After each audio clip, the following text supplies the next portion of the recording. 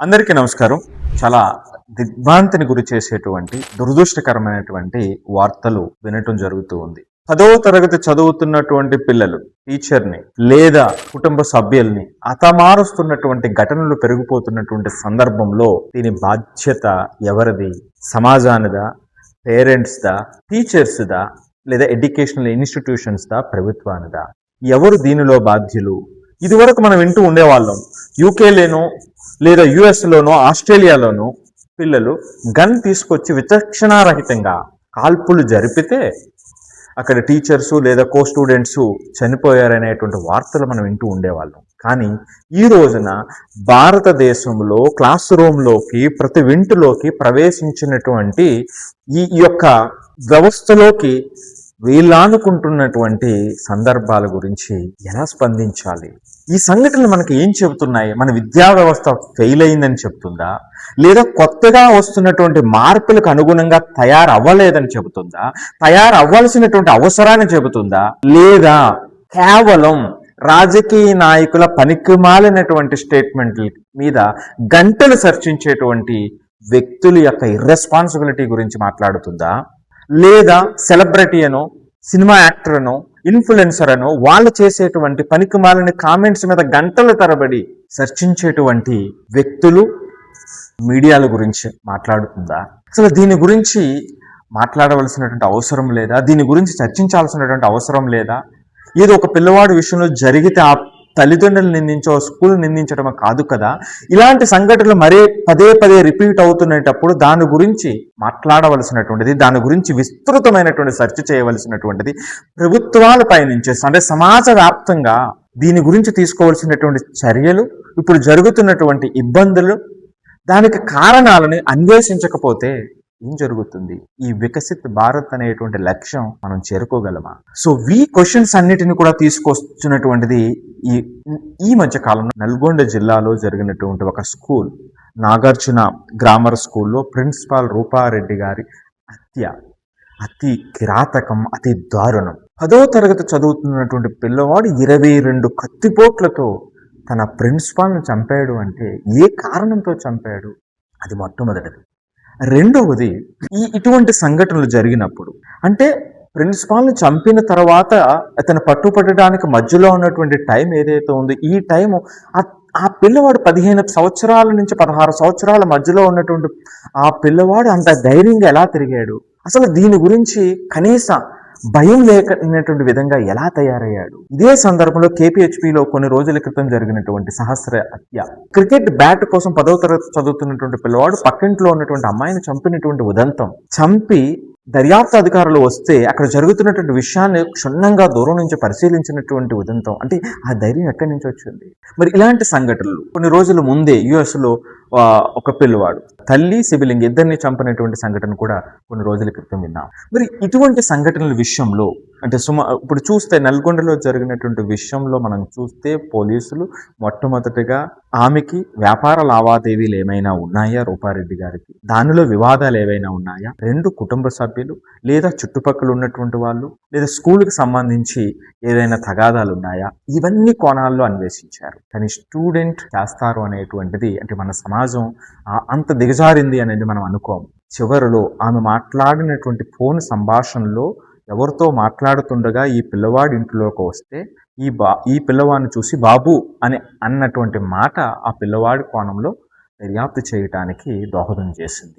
ఈ హత్య చేసినటువంటి పిల్లవాడు హుడీని ధరించి, రెక్కీని నిర్వహించి, సీసీ కెమెరాలకు దొరకకుండా అతను అంత పకడ్బందీగా 15-16 సంవత్సరాల కురవాడు చేశాడు అంటే, పోలీసులు ఎస్పీ గారు చెబుతున్నటువంటి సమాచారం మేరకు ఈ పిల్లవాడు హాస్టల్కి సంబంధించి హాస్టల్లో ఉంటూ ఉండగా కొంత డబ్బుతో పట్టుబడినప్పుడు అక్కడ ఉన్నటువంటి వార్డెను అలాగే ప్రిన్సిపాల్ దగ్గరికి విషయం చేరటంతో ఆమె నిందించడంతో ఒక అంకం ముగిసింది. ఆ తర్వాత ఇతను వ్యసనాలకు బానిసయ్యాడని, అంటే ఇతను గోవా కూడా వెళ్ళొచ్చాడని కొన్ని వార్తలు చెబుతూ ఉన్నాయి.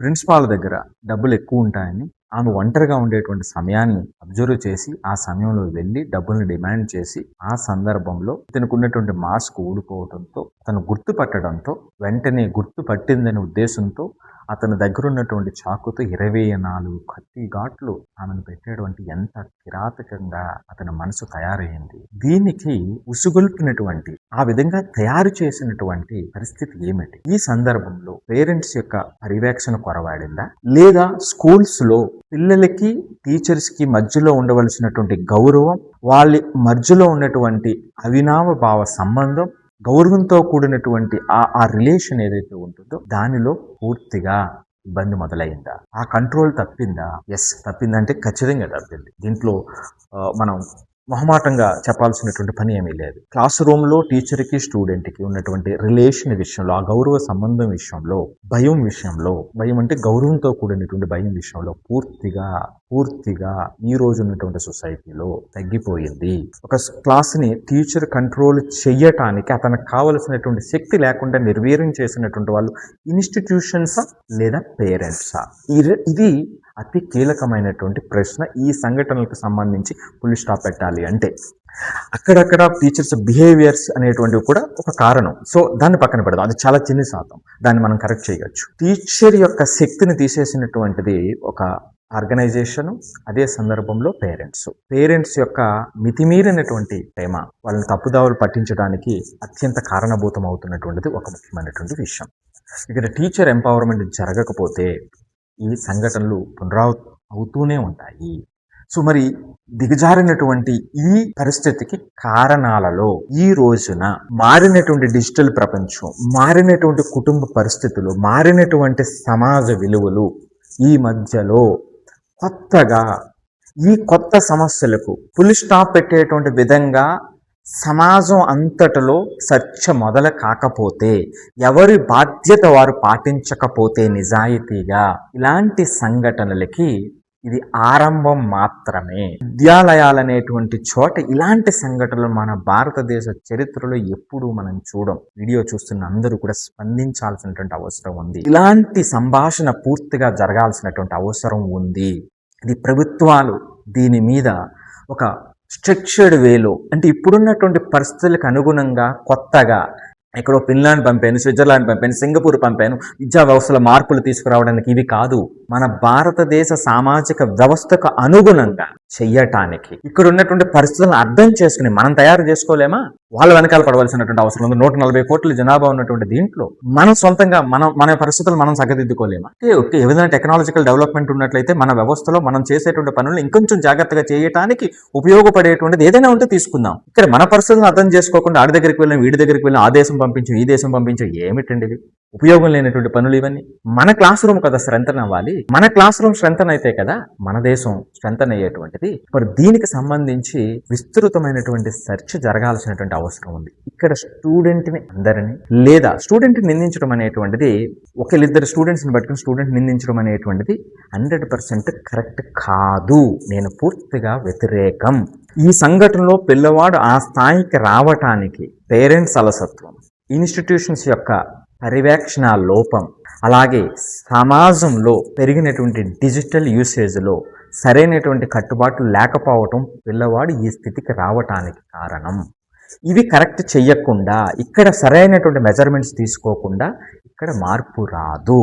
సో దీంట్లో ముఖ్యంగా ఎందుకు కొంతమంది పిల్లల్లో ఎంత ఆక్రోశం వస్తుంది? కన్న తల్లిదండ్రులను చంపేటటువంటి పిల్లలు, చిన్నపిల్లలు ఒక వ్యక్తిని చంపేటువంటి అంత ఆక్రోశం, అంత కోపం, దీనికి ఒక బలమైనటువంటి కారణం ఈ రోజు ఉన్నటువంటి సినిమాలు కాదా? గొప్ప గొప్ప యాక్టర్స్ అనేటువంటి వాళ్ళ రెస్పాన్సిబిలిటీ తీసుకోవాల్సినటువంటి కనీస బాధ్యత వాళ్ళ మీద లేదా? ఈ రోజున ఏదైనా సినిమా చూడండి, ఏ హిట్ సినిమా చూడండి, ఖండాలుగా ఖండించేటువంటి దానికి క్లాప్స్ కొట్టేటువంటి పరిస్థితిని దిగజార్చినటువంటిది సినిమాలు కాదా?